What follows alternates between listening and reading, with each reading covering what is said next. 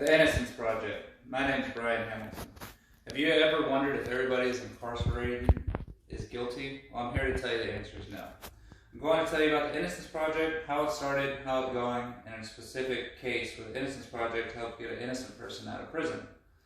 The Innocence Project, according to innocenceproject.org, the Innocence Project, founded in 1992 by Peter Neufeld and Barry Schmick at Cordento School of Law, extradites the wrongfully convicted through DNA testing and reforms of criminal justice system to prevent future injustice.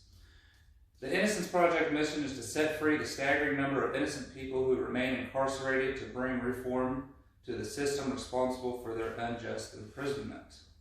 The 5 key tasks are exonerate, improve, reform, support, and educate. I'll go over these. Exonerate, meaning getting the innocent free. The Innocence Project's groundbreaking use of DNA technology to free innocent people has provided irrefutable proof that the wrongfully convictions are not isolated or rare events, but instead arise from system defects. The Innocence Project mission is nothing less than to free the staggering number of innocent people who remain incarcerated and to bring reform to the system responsible for these unjust imprisonments.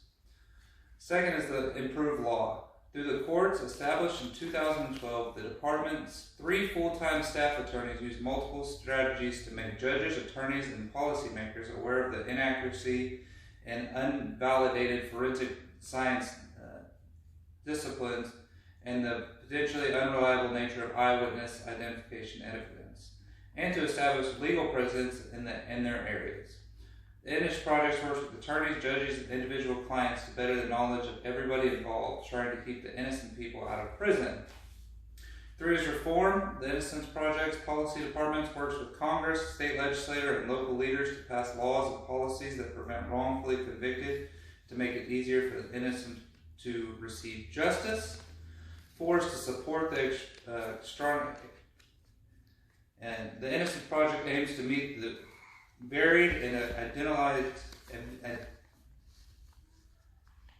needs of each of their clients upon release. Their social work department reaches out to exonerees before they even have left prison and access what type of support they will need to restore their lives.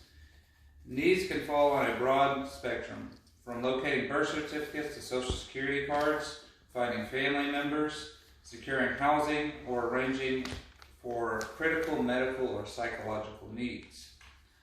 Last but not least is educate. Efforts to free the wrongfully convicted and reform criminal justice policies require a robust analysis of what has gone wrong and how these errors can be prevented. Now I'm going to tell you about how many people are incarcerated that are innocent.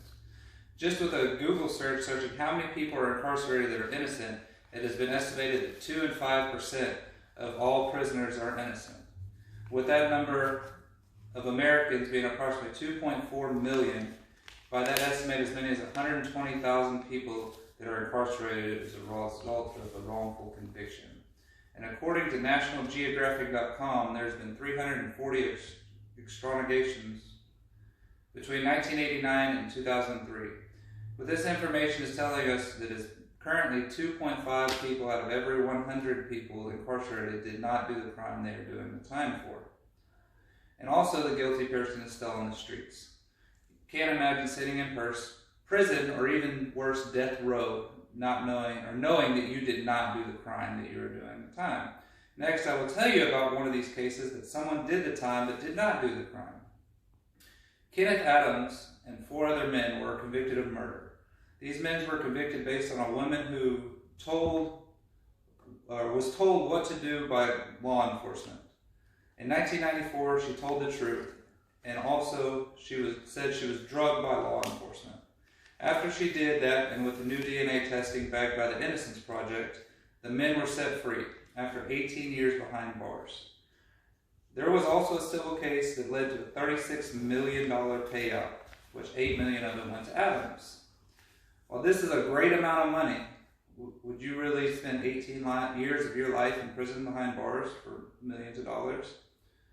You can find more about the Innocence Project at innocenceproject.org and more about Kenneth Adams' case at law.umich.edu. Thank you.